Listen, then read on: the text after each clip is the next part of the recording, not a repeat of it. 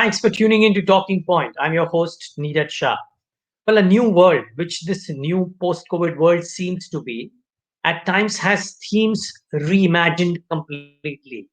Yes, there are leaders who continue to lead, there are sectors which continue to do well, but there are a bunch of themes which turn around, some for the better, some for the worse. And investing is always about building a hypothesis about a particular theme and then try and test the hypothesis working out or no. Well, a lot of us have learned a lot from how our guest today on the show has thought about sectors. Naturally so. Some turn out to be work out fabulously well, some not so. But it's important to have a thought process around what the world is doing and what the world could do over the course of the next 6, 12, 18, 24 months. And N Jayakumar, I'm looking forward to doing that with you today. Thank you so much for joining in. Hope Thank all is you. safe. Thank you. Well, viewers, remember he's fondly called as Jakes in the market lingo, so I'm going to take the liberty of calling Mr. N Jayakumar as Jakes today. Jakes, good morning. What's your thought, Jakes? I mean, just a cursory question on how do you look at the markets? Because at one end, everybody talks about how the valuations might be looking a bit rich while the economy is slumbering.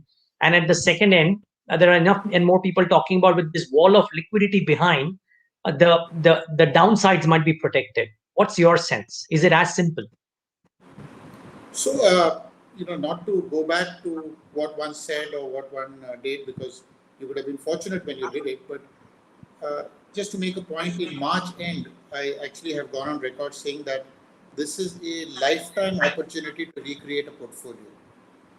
And this was 2 weeks. And just to give you context here, in Prime, we went into lockdown mode 2 weeks before India did. And 2 weeks after India did, we actually announced to everybody that we'll be working from home till March 2021, which was a clean 1 year away, 2 weeks shy of a year to be exact.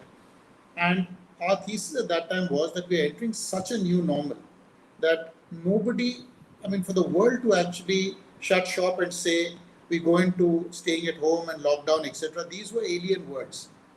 We'd only read about it in terms of what happened in the Spanish flu, the bubonic plague, etc. But I think the important thing here was that some of us believe that if nobody in the world has actually seen this, there is no, pitch book or manual to sort of draw inspiration as to what's going to happen going forward. Then really, each of us could make our own best case estimate and walk the talk, which means that we are not depending on something that we've read about, that this ought to happen. We are not, depending on this is what happened in 1965, therefore this is what needs to happen today. So with zero empirical evidence, some of us did take the call that we need to refashion our own world, a world that is only linked by technology, a world to the extent that it is linked by technology, we are in no manner, shape or form inconvenienced compared to anybody else in the globe. If anything, the only empirical evidence was the belief that Indians are the best adapters in the world. Whether in terms of what your parents have taught you about the austerity measures that you adopt during times like this, where literally you batten down the hatches, you save. And it was very clear within 2 weeks that this is going to be a long drawn out battle, number one. Number two, that expenses even at the household level have collapsed, except for essentials, etc. And therefore, extrapolating this to the corporate sector, there'll be large scale savings in expenses, and we can talk about the various heads.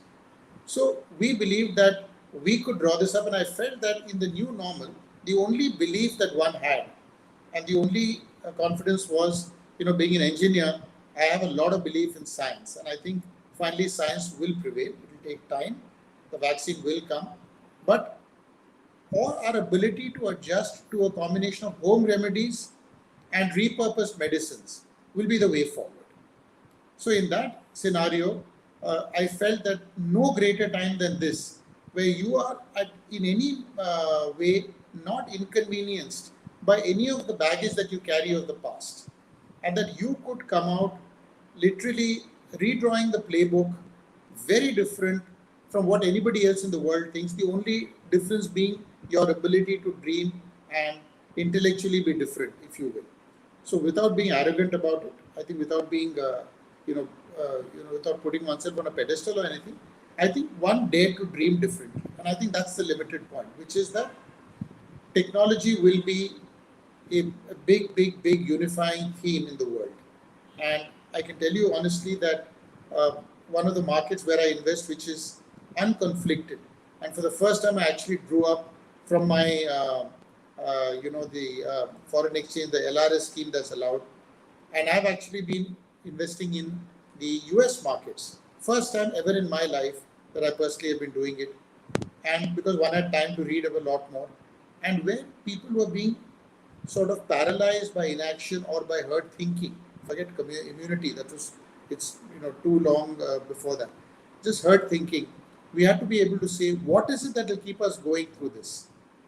And the one thing that sort of melded all of us, if you will, combination of telecom, data, technology, and the overlay of technology on telecom. These would become significantly bigger plays. So that's the first thing. Of course, the more and that's the way the world has evolved. That you have to see this in the context that if you believe that the world is not going to roll over and play dead, if you believe that science will prevail, that in the intervening space, corporate deaths, as in DEATHS, not DEBTS, corporate deaths will be replete. That every sector will see one or two massive collapses and one or two huge winners. And I think this was the one in a lifetime opportunity to recreate, which is why it's not surprising that in a 3 or 4 month period now, a Reliance has gone from 900 to 2100 and done what it has. If this is not the new normal, nothing is. What is? Yeah. Yeah, that's true. That's true. And imagine what would have happened to a Reliance if Geo was already listed out there in the markets that you just mentioned, and that would have been a, a different game for all of us to even imagine right now. But it's an interesting. Sorry, you wanted to make a point? Yeah, Neeraj, the point here was that had Reliance said that I'm an old economy player, I've got some new economy thing, and I can't do much because the general, if not the only statement in the world was nobody knows. And if nobody knows could be the anchor on which you peg your entire decision making, Reliance would have been exactly where he was and not dare to dream big and do things differently. And to my mind, uh, you've it's positivity and optimism that finally takes you forward. However, having said that, just about the fact that everybody who's optimistic will succeed, that's also not true. But it's important to note that refashioning comes first in the mind. It's between your ears before it gets action. And that's the important thing here. That you need to believe it. Go back to the old Walt Disney. If you can dream it, you can do it. And I think this is all about that. Yeah, yeah, it is. It is. And that's an important point too. So Jakes, then let me try and probe your mind a bit. I mean, we've done enough conversations on markets, so let's leave that out because who knows what the Nifty will do, and you don't have Nifty futures in your portfolio, any which is at least most people don't. So let's try and talk about in your new playbook that you kind of termed it as. Uh, where is it that there is a tailwind for the theme, and you also see players within that space trying to dream differently, trying to dream big, and make the post-COVID world a success for themselves. I don't want to get into stock conversations, but I'm just Sure. asking you, where are these themes wherein you believe? We can talk about them one after the other. Sure.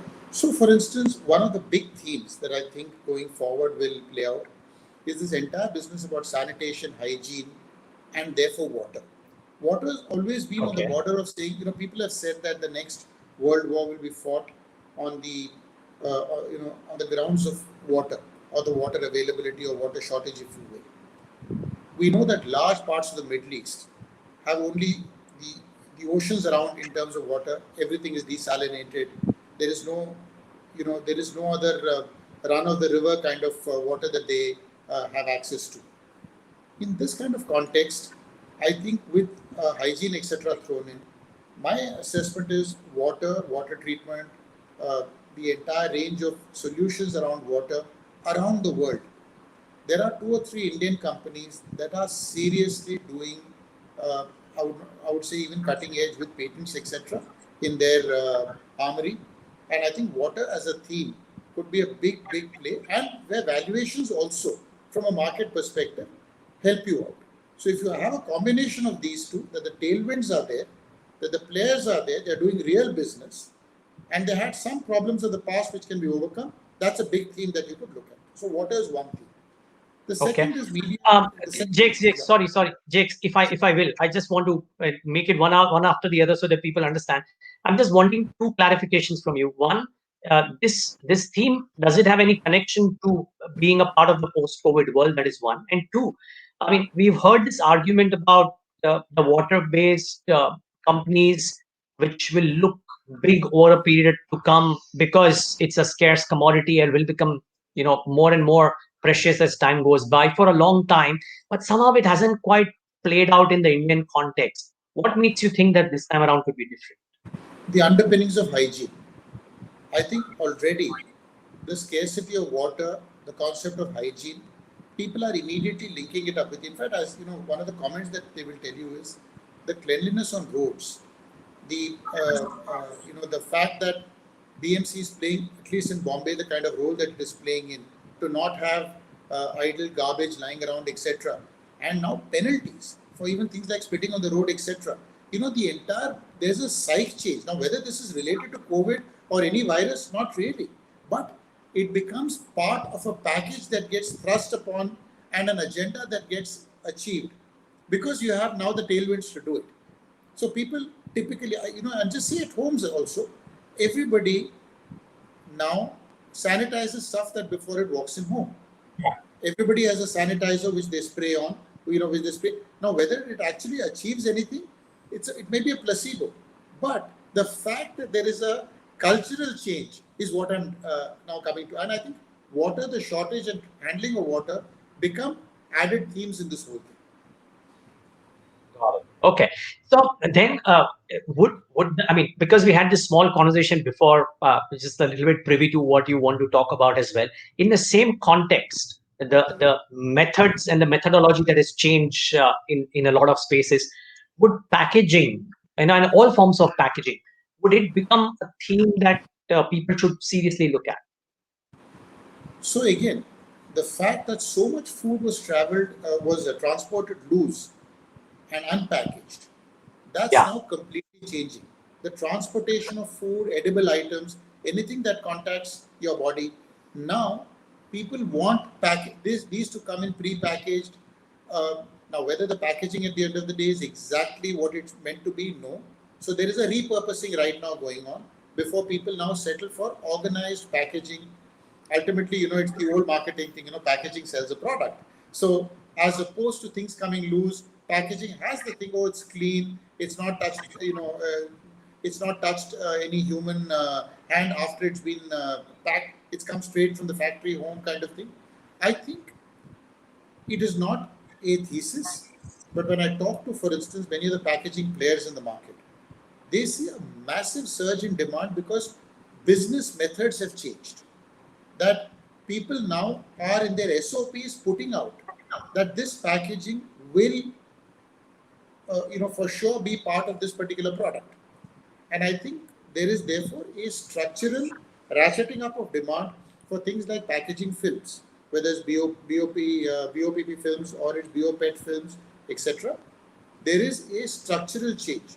Again, the refrain used to be in the past that China would dump some of these things because they have large capacities to make packaging films, etc. Now, there also seems to be this thing about China, the common enemy of the world sort of thing. So, a lot of people are happy being self-reliant, not the least of them being, the Indian political dispensation, if you will. So, I think the Indian packaging industry is headed, especially because it's coming on the back of extremely low EV, EBITDA, and PE multiples, and therefore it's well and truly set for a big re-rating and big surge in valuations. So, the disclaimer is some of these stocks I may own in my portfolio. So I just want to make clear that this is fully disclosed. But having said that, I think packaging as a cultural thing or as a business SOP is now a given ingrained in all businesses. Well, Dex, it clearly comes out, or at least to my mind, at least the first two themes that you've spoken about, that you are bent towards trying to find growth at a reasonable price and a bit of value investing clubbed in there. So, Am I right. getting that correct? Yeah, because I think the low hanging fruit is gone.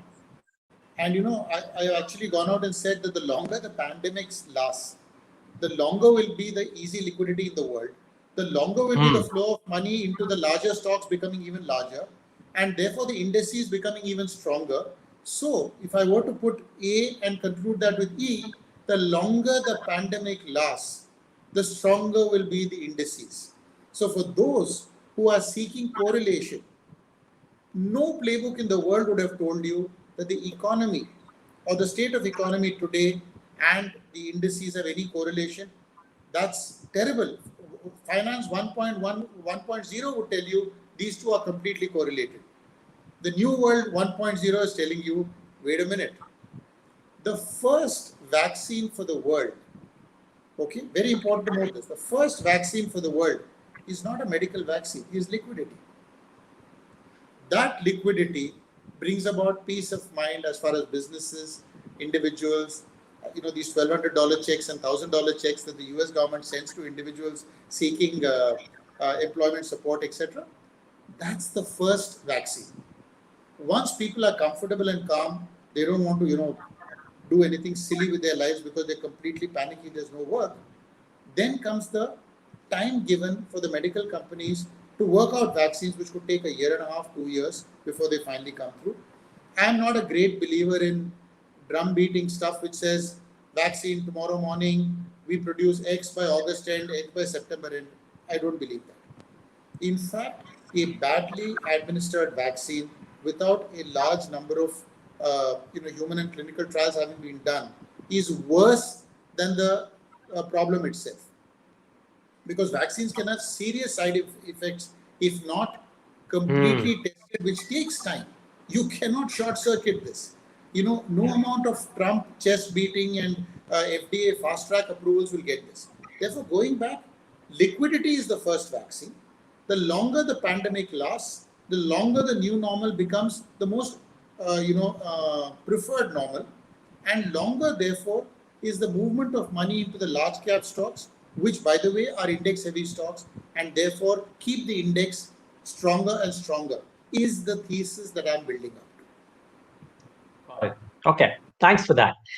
Jakes, the next theme, and much has been spoken about it. I wonder if there is a new angle that can be found to this, which is the work from home theme, right? Everybody's spoken about this, and everybody bets on, or everybody has bet on telecom, for example, that let's bet on that because everybody's using Wi-Fi, etc., etc. I mean, Ramdev told me that I was in Lonavala and I was happy, but the big difference between Lonavala and Mumbai is not the scenery and the greenery, but the internet speed.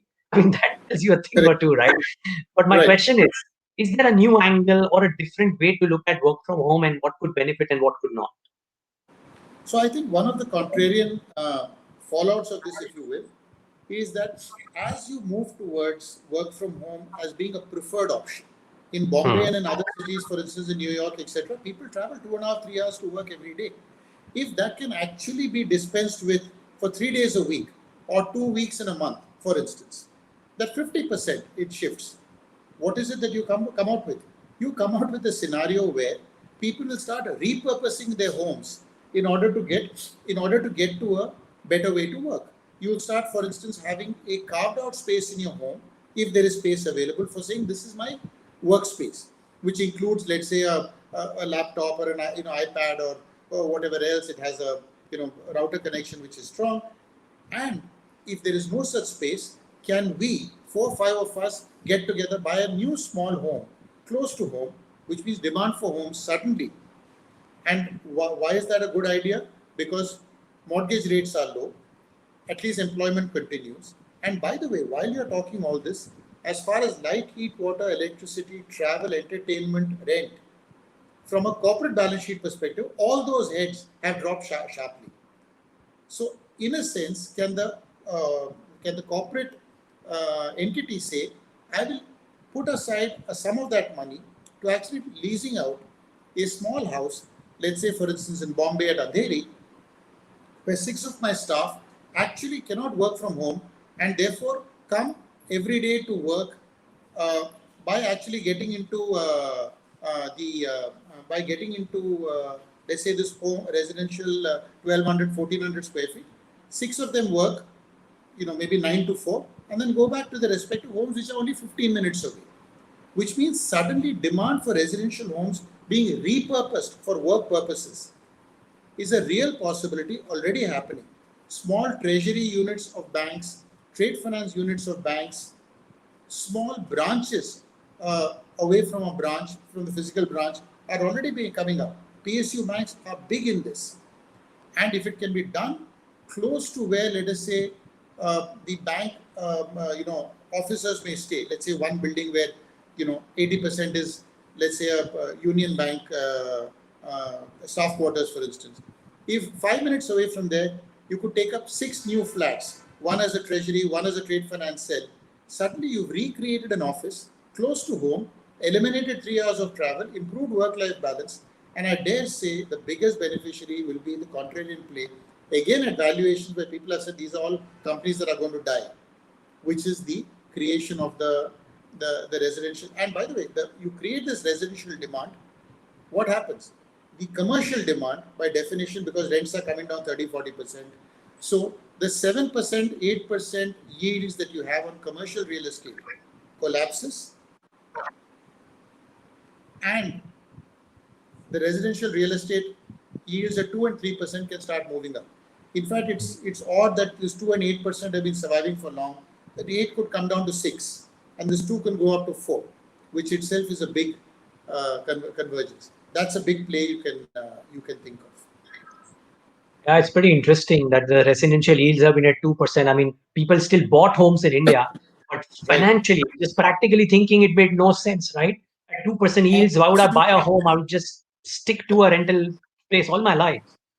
correct. But but but but Jake's just one quick follow up there. The common narrative uh, out there currently in the market is that real estate is not getting. I come from a real estate family, by the way, and the sales are not happening because the common blemish on all real estate developers is that they are not reducing prices. So if indeed the offtake for real estate, the single biggest catalyst has to be a price cut. If you believe that, then would that not be detrimental in the short term? No, I think in fact on the contrary, the government will probably need to step in to say all real estate transaction over the next 24 months, stamp duty, which is a state subject, has been made zero. And the central government compensates the state government for any transactional stamp duty loss. If that happens, I'm not saying stamp duty is the only cause for transactions not happening. Number two, all banks that are holding high priced inventory, saying that we are now well covered on the loan, need to turn around and say we are going to actually do a reverse auction. So in Parel, for instance, with interest build up, many of these things are held at 30,000-35,000 rupees a foot, which becomes a break even. But if the banks were to say, wait a minute, we need to take a hit one time, the way we do it is we put out this property at 15,000 rupees in the Parel market. 15,000. If indeed it's so low that there's a mad scramble, the prices will go up from 15 to 18, and at 18, the clearing price, everything will be sold. Even if that price is too high, it will sell at 12.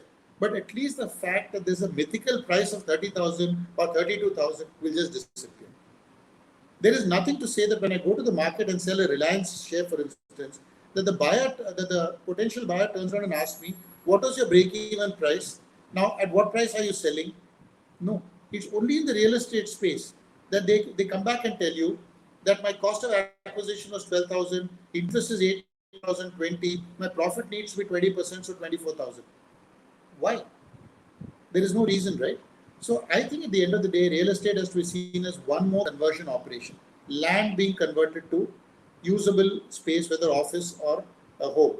And therefore, supply demand should be the way forward. I think the time for a reverse auction, a Dutch auction, where properties are just put on the market and at one clearing price sold out, will start clear. In fact, Nariman Point, having said all this, is a great clearing price. The top quality buildings get 38 to 40,000. The not so good buildings get 28 to 30,000. Everybody else goes between 32 and 35. which in a 30% range is a pretty decent. And if you fine tune it further, probably between 32 and 38. That was pre-COVID. Maybe the data scale has come down by 20% now. But at least there are markets where you can buy and sell properties at a small bid offer spread. The best bid offer spread, of course, is the screen that you get to see, right? And real estate suffers because of that and nothing else. That nobody who's buying or transacting knows what the right price is. Yeah, the right price is the quoted price by the seller, That's correct. if you will. And the larger the seller, the Is more that confidence in that. as it stands today, correct? As it stands today. Yeah, of course, as it stands today. Of course. Okay, Jakes, one final question, and that is on one more theme that we just kind of spoke about, but I was wondering if there are plays out here. Because real estate seems to have multiple options, right? Large developers, mid-sized developers, quality developers. But online education, media, etc., is very small, very fragmented and nascent. Why would you bet on this? And are there enough players for an institutional investor like yourself to bet on that? Well, media is not small actually. To tell you the truth I again, mean, uh, in the listed given space, I thought. given what has happened to listed media, especially on the Ah, content side. So, if you take, for instance, our entire approach to entertainment today, strange as it might have seemed, if somebody told you that all multiplexes, all single screens, all malls will just shut shop, your first question is, what about my entertainment? Where do I go and eat? None of that has got affected as we speak today. Because today, the mushrooming of OTT channels has just, literally there are channels which are giving you content on tap. And my assessment is some of the big listed media players also, if you see their growth metrics, it's all subscription and OTT platform based, especially the two or three largest ones. And they're all going at valuations, by the way, which are at 10-year lows. Some of the yes. big ones are going at single-digit multiples, maybe because of the ills of corporate governance as perceived in the promoter group. But be that as it may, today, when the big companies in the world, let's say the Netflixes, the Amazons, actually start sourcing content, they will also be buying out libraries, buying out competing platforms. And I think media is, you know, not just low-hanging fruit, but very juicy fruit because this is being used every day. Go back to your homes. Each of you at home will have one particular channel or OTT provider whom you depend upon. Yeah. So is that not something if that is not FMCG today, nothing else is. So if the essentials are defined as or were defined as food, clothing, shelter in some sense, the new normal defines essentials as other than staples, data, EMT. connectivity, and some entertainment. So Yeah, well, some very interesting thoughts, Jakes. I wish we had another half an hour to probe through some of those, but I'm sure we'll have a chance soon enough to probably talk to you again. I would love to do that once soon again, Jakes. But this was absolutely. lovely. This was lovely. Thank, Thank you for your time today. thank And you. Enjoyed myself. same here. And I'm sure all our viewers did too, Jakes. Stay safe, more importantly. Look forward to have you I again. wish the same as well. All the best. Thank you, Jakes. Well, Thank viewers, the standout line for me that the vaccine, the first vaccine for the world, is not something that come out of a pharma lab, but is liquidity. That and some very interesting thoughts in this conversation. If you missed part of it, I urge you to go back and hear the whole thing again. Thanks so much for tuning in to Talking Point today.